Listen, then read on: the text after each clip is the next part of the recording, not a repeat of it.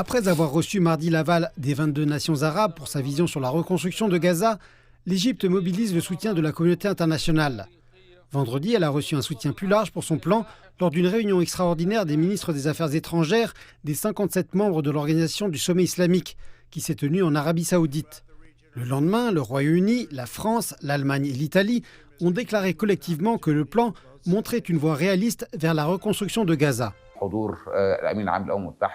Le discours du président du Conseil européen au sommet arabe a clairement montré la force du soutien dont bénéficie ce plan de la part des pays européens.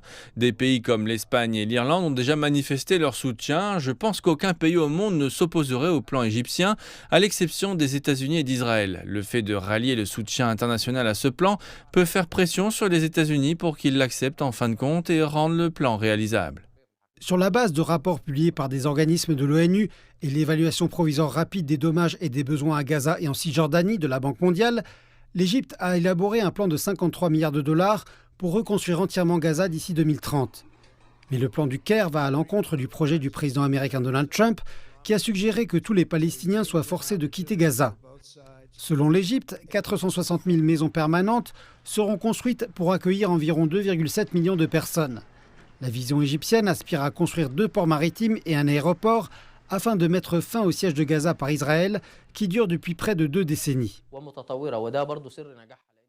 Ce plan est négociable et susceptible d'être développé ultérieurement, ce qui, je pense, est la raison de son succès. En fin de compte, tout le monde veut un plan pratique et applicable. C'est aussi un plan politique, économique et de sécurité qui aborde toutes les questions relatives à Gaza. Une solution à 2 États en fait partie et la conclusion de la paix avec Israël est essentielle pour le plan. C'est un plan réaliste, c'est pourquoi il bénéficie d'un large soutien international. L'Égypte aborde des questions telles que la récupération des terres agricoles, dont près de 70% ont été détruites par la campagne de bombardement sans précédent d'Israël. Elle souhaite également que l'autorité palestinienne, en tant qu'organisation internationalement reconnue, gouverne la bande de Gaza à la place du Hamas.